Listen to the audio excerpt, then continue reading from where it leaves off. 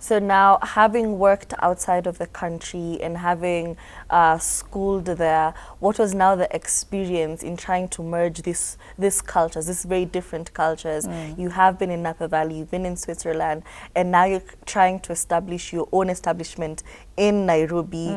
So now, how are you able to now just bring all of those?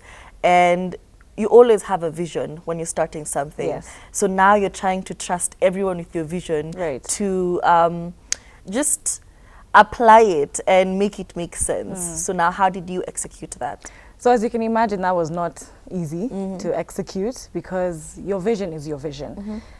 Making people understand your vision is something that I still try and do till today, because for me it's something that has stemmed from passion. I'm very passionate about what I do. I'm very passionate about food. So with that passion, it makes it a lot easier to explain your vision to somebody else, like to the chefs that I've trained, to my mixologists, to the front of house. And when they see the person who is behind, the vision bearer, being that passionate, they actually take on your vision a lot better, and they're able to support you as well. I think also having had experience abroad and having actually been the person in the kitchen working does help a lot when it comes to inspiring others as well, because I can tell them, look, you guys are in hospitality. If you see where I am right now, I've just been resilient enough to put my head down, work hard, and get to this point. So I feel like that's a lesson a lot of people can learn and take away from. Yeah, and now the uncomfortable bit of the conversation where it's money now. Right.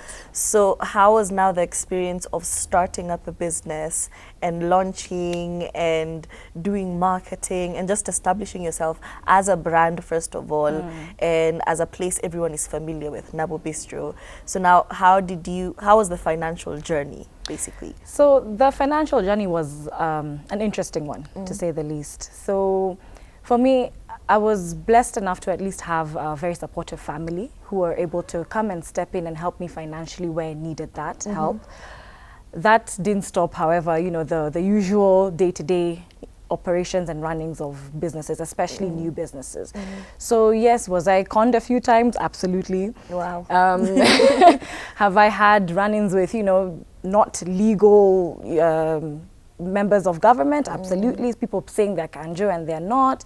So these are things I had to learn and navigate from scratch, because out there they don't teach you kuna kanjo na kuna watu wa Street smarts is not taught. You not experience at all. it. Not at all, especially Kenyan street smarts, because I feel we're on a different level when it comes to us Kenyans, right? Yeah. So that was it was a good challenge. It was interesting to navigate that. Money wise, number one, being a responsible spender, right, and a responsible consumer as well. Things have drastically gotten tight throughout this economy, and for a business that had opened right before a pandemic, you didn't really know how to plan your finances. So planning finances is one thing, or one big lesson I've taken away from being a business owner. Awesome. Yes. And speaking of the pandemic, how were you able to stay afloat? Because most businesses did go under. Right. Understandably, it's a new phenomenon. No one has experienced this. It's new to everybody. So now, how are you able, especially as a new business, to just make sure that, it's not going to die like this? So again, like I said, the passion that somebody has for this specific industry really does fuel you to go the extra mile. So a lot of people, yes, they could have closed their businesses, but did they have maybe a background, or did they have a passion in culinary? I don't know.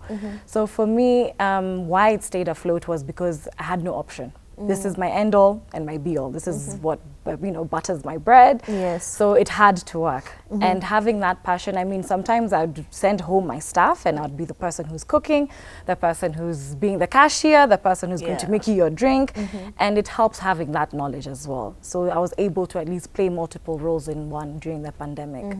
Yeah. So it's all about downsizing. Absolutely. And now adapting new methods like delivery. Right. Did you ever do that? We did delivery. Deliveries right now, we're trying to re-strategize on how to go about delivery, and not by using external delivery platforms. Because that's a challenge for most businesses. It is. Yeah. It is, because they do take quite a high commission. And for me, I'd rather you experience what I am offering you and not have to charge you extra. Because you can eat the same product in the restaurant. So why should you pay extra for it? Yeah. You should only pay for the things that make sense, like your ride. Yeah. So delivery service, we're going to internalize that. So we just make it more efficient for people to at least be able to get food fast, convenient, and you can also order through our website as well.